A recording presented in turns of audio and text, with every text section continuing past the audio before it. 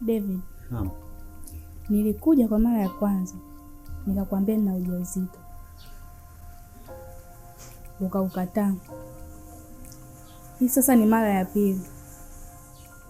Na tumbo linazidi kuwa kubwa. Na sitaki mwanangu azaliwe bila baba. Hivi ni lini utavaa majukumu yako sasa ya kuwa baba? Nilikwambia mara ya kwanza siko tayari kwenye familia mimi. Hii umekuja mara ya pili. Sawa, nilikushauri utoe mimba, hutaki kunielewa.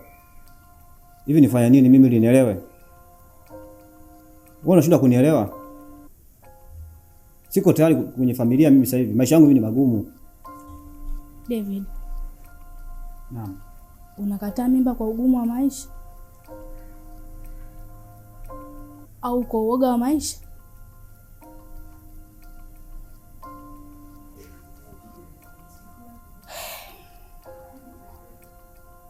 David, wewe ni mwanaume.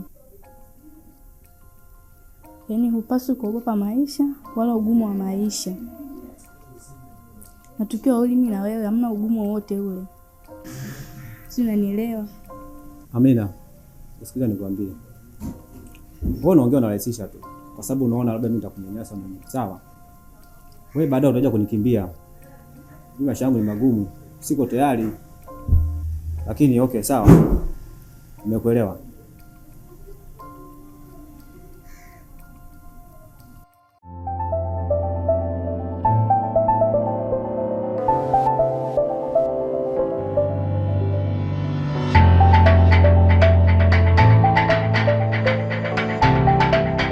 Diana mama. Hapa ndo nyumbani kwangu. Hivyo jisikie kama upo nyumbani mama. Okay, asante. Kwa hapa ndo unapoishi wewe, si ndio? Na, ndo nyumbani ninapoishi. Okay. Hivi, kwa nini wanaume siku hizi nyinyi hamko straight, yani hamjanyoka hivi kwenye mstari? Yaani kwa nini mnatumia namna ya kufeki, yani unavaa usika ambao sio wa kwako, yani unaishi maisha ambayo sio ya kwako? Yaani kwa nini usikubali tu kuwa muwazi ili kama hata mtu anaamua kukubali na kukubali the way ulivyo? Yaani unatumia maisha ya kufeki kwamba wewe una hela, una gari, una nyumba, una muonekano mzuri. Just tu kwa sababu unamhitaji mtu. Diana. No. Kama nilivyokueleza, kwani kuna siku tushai kuzungumzia kuhusu gari ile, kuhusu ile nyumba? Hakuna siku tushai kuzungumzia, na ndio maana amekuja rafiki yangu pale, nimekutoa pale kwa rafiki yangu kuja kukuleta hapa ndo kwangu. Mimi pale nilikuwa namwangalizia tu na hapakuwa ni kwangu, na sidhani kama nimefeki. Ningekuwa nimefeki ningekueleza kwamba hii hapa ni kwangu, hii ni gari yangu, ila sikuwahi kukuelezea hicho kama hiyo. Yaani sikia nikwambie kitu kimoja Amos. Umenielewa? Mimi sio mwanamke wa hivyo. Yaani kwanza siwezi tu. Nikwambie tu kitu kimoja. Wewe tafuta ambao unahisi type zako ambao unaendana nao. Mimi never. Yaani nitakupotezea muda. Yaani siwezi. Ni mtu ambaye sijazoea shida kabisa. Yaani siwezi kifu. Kaa chini, jitathmini, jitafakari. Ukiona siku umejipata, basi nitakuta.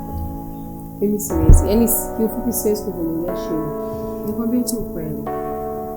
Siwezi kupoteza muda wangu kuendelea kuishi na mwanaume ambaye anajitafuta.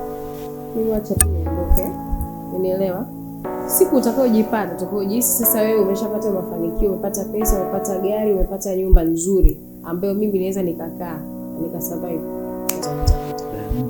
No, siwezi kupoteza muda wangu. Naleta kwa takataka kama hizi.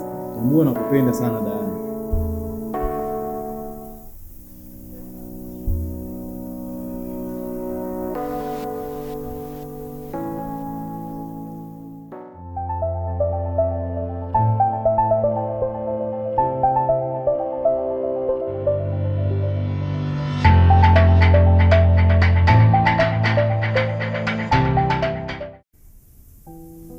Dada, ukimpata mwanaume anayekupenda, unajaribu kuonyesha hata ishara ya kumpenda.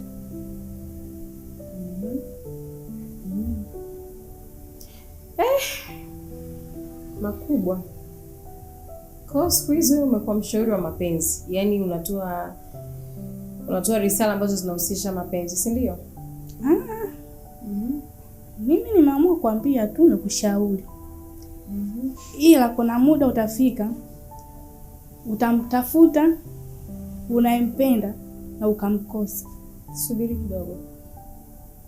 Mimi kwenye maisha yangu nadhani tangu utoto wangu mpaka nafikia hapa hivi, nadhani nimepitia mambo mengi, si ndio? Kwa najielewa kila ninachokifanya, najitambua kwamba hichi ni kizuri, hiki ni kibaya, hiki ni sahihi, hiki sio sahihi kwangu. Kwa chagua sahihi nalijua, na chagua ambalo sio sahihi pia nalijua. Sio, umenielewa eh? Afu isitoshe kila mtu ana maamuzi yake, kila mtu ana hisia zake. Na mtu gani ambaye anampenda na anamhitaji. Kwa sidhani kama wewe inafaa sana kunishauri mimi kwamba niwe na nani na nisiwe na nani. Okay, fine. Kama wewe ni sawa, unaweza ukawa naye hata wewe. Mbona wewe hauna sasa? Unanishauri mimi. Na mimi nimekupa ushauri tu. Wewe ushauri wako ufanyie kazi mwenyewe. Mimi wala siuhitaji.